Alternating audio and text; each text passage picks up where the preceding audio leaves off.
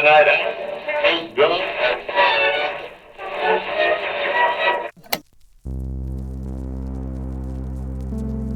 This summer, I opened a package from 2008.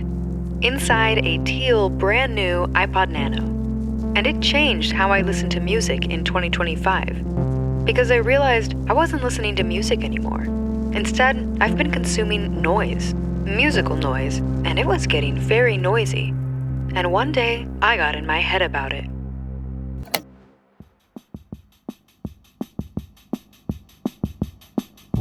Welcome back to another episode of Music on the Move. I'm your host, Savannah Fortis, and today we're going to dissect together a little experiment I did over the summer.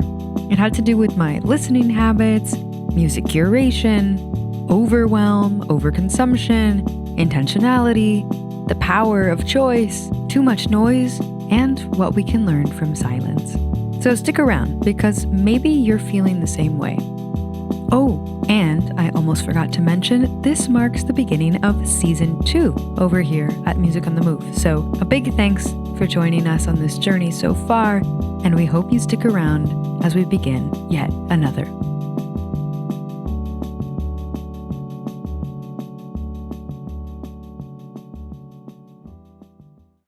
It was early summer, and I was walking in the park, shuffling through song after song after song of my liked songs on Spotify, not landing on a single one I wanted to hear. Then a question sprouted. What's my goal here? What do I want to listen to? That jumped to more questions. Why am I even listening to these songs right now? I started to feel a bit existential about it all, which morphed into another question. What does it even mean to listen to all of these songs out of context? At random, unrelenting, one after another. Who's in control?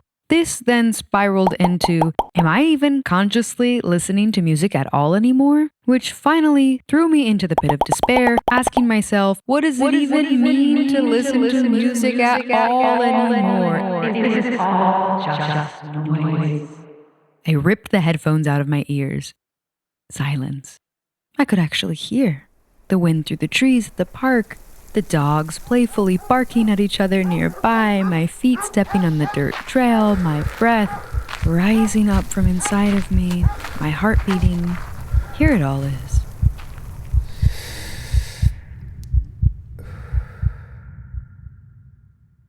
I know this may sound dramatic, and maybe it is, but this is something I care a lot about, listening to music, and music in general. And so when those thoughts start piling in, it really hit me. And that moment was a spark that ignited another spark, because it started happening more often. Musical overwhelm, headphones flying out and asking why, each time ending in silence. But then those instances stopped completely because I stopped listening to music. I spent some weeks in relative silence. No listening to anything, no Spotify, no YouTube, no radio, tapes, nor CDs, nada. And not because I stopped liking music. Quite the contrary. I love music more than anything almost. I just stopped liking the way I was interacting with it. I was rage consuming music in the same way our modern societies have shaped us to be gluttonous consumers of so many other things. But the truth is that I didn't really want to stop listening to music. I just needed to tone my listening muscle that was a bit, let's say, overused. So I ordered an iPod. The year was 2025. And in the mail, a package was awaiting my opening. My brand new, in the box, teal iPod Nano, charger, headphones, and all. It was just as exciting to get an iPod now as it was back in the 2000s. But this time it was fulfilling a purpose more than just holding my music like it used to. Now it was about conscious listening. Who was I going to put on my iPod and why? 100% curated by me and my current wants and needs as a listener. I unboxed it, plugged it in, and it was as if I had time traveled, laying on my bed, my fingers sliding over the wheel with its iconic clicking sound, the album cover flow view, those retro iPod games. It was all there, and I was a teen again.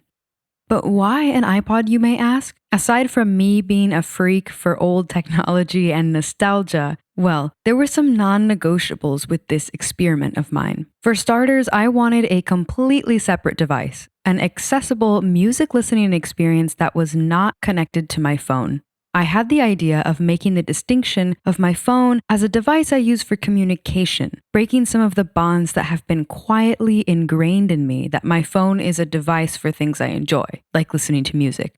Second, I wanted something completely offline. This meant going back in time to a device that predates technology being semi-alive with all of this smart tech and Wi-Fi connection built into it. Of course, an iPod wasn't the only way to go about the experiment. I could have gone with portable CD players or a cassette Walkman, which, if you know me, those are both things I'm into and own.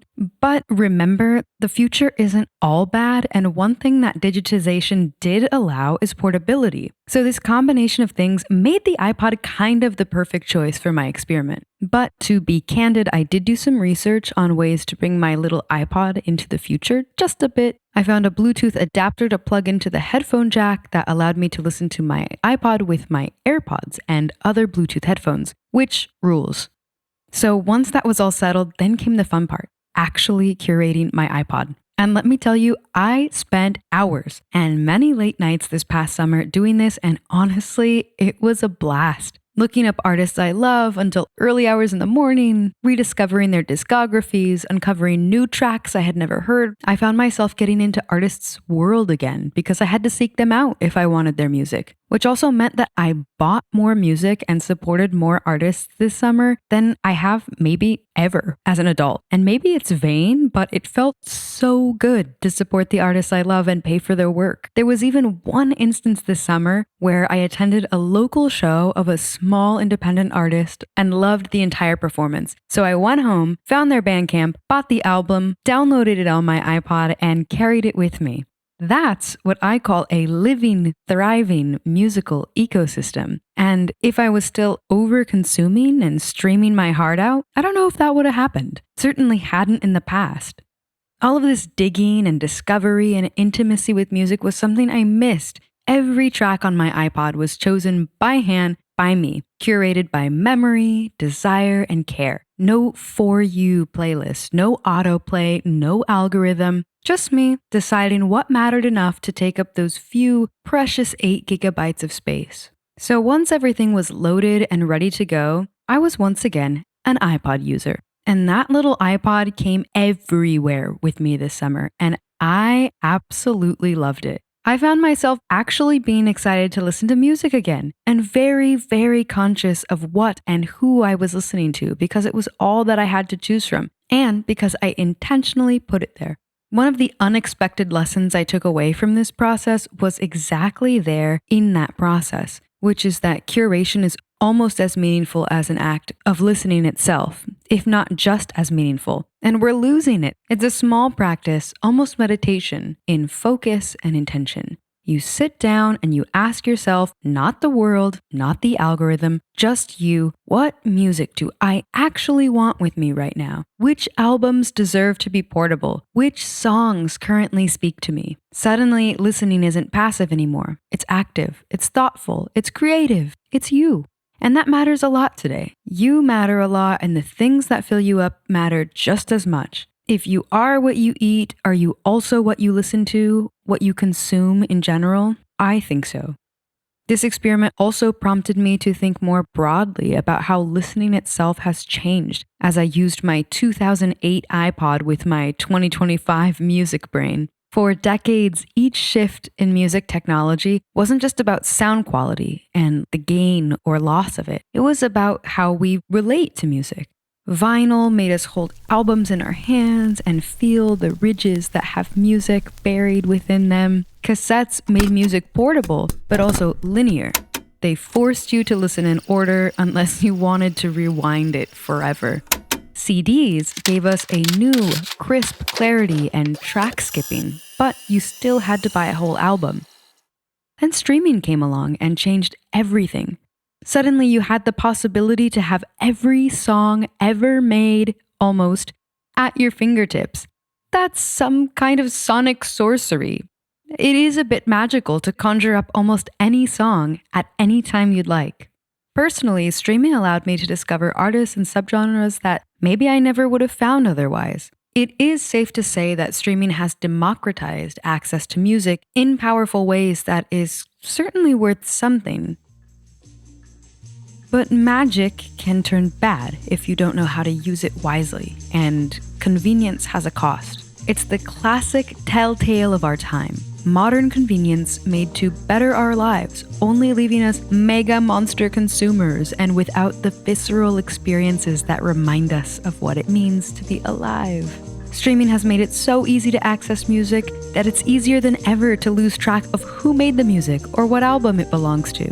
It's now so easy to have music on constantly, but it's never been more difficult to actually sit with it. We've traded scarcity for abundance, which, yes, I am all for the abundance mindset in the macro view of life. But in the micro, sometimes abundance leaves us overwhelmed, and uniqueness loses its shine, and music can lose its intimacy.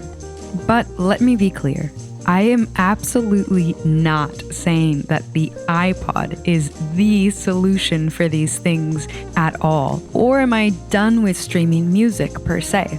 Come on, it's 2025. But getting back to the iPod presented good reminders of all the things that really matter when engaging with music, and most importantly, in the moment, it was a spark that helped me reset my listening. This summer, I ended up listening to less music, but in the best way because I was in control again and making music again and not just noise. Meanwhile, letting silence hold its own space in between, prompting me to be a real listener again.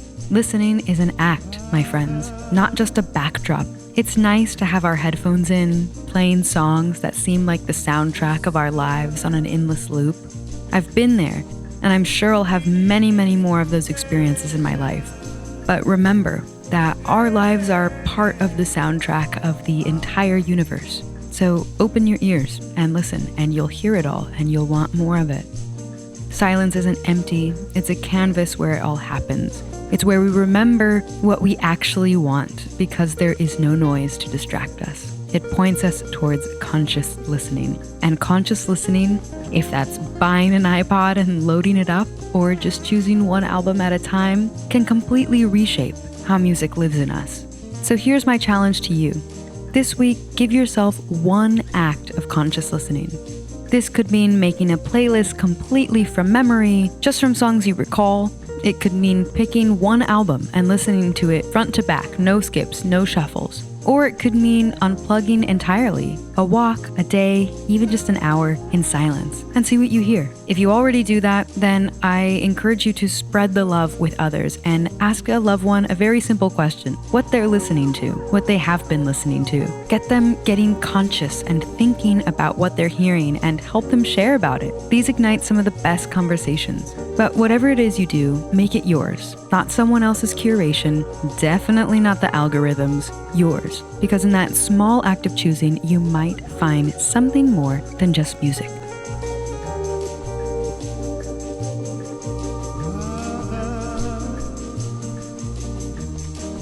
This was another episode of Music on the Move. Thanks so much for joining me. It's a blessing that you're here choosing to listen to me today. In our past episodes, we've done a lot of exploring the world through music, and I've been so happy and honored to share those stories with you, and there will definitely be more of that. But remember, our slogan here at Music on the Move is exploring the world through sound and music.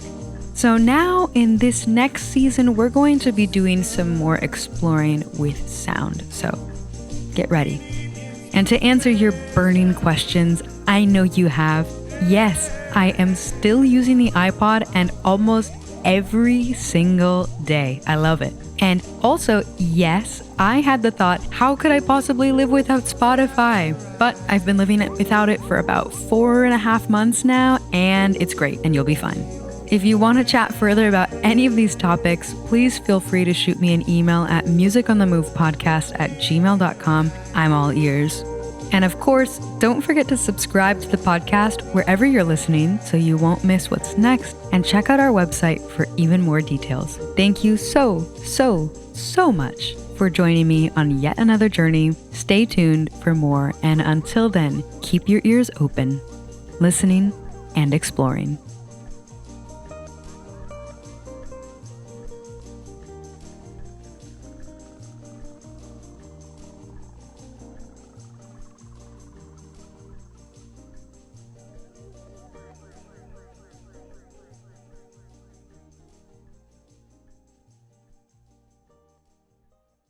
This episode of Music on the Move was hosted and produced by me, Savannah Fortis, with the Music on the Move theme song composed by Daphne Farazi.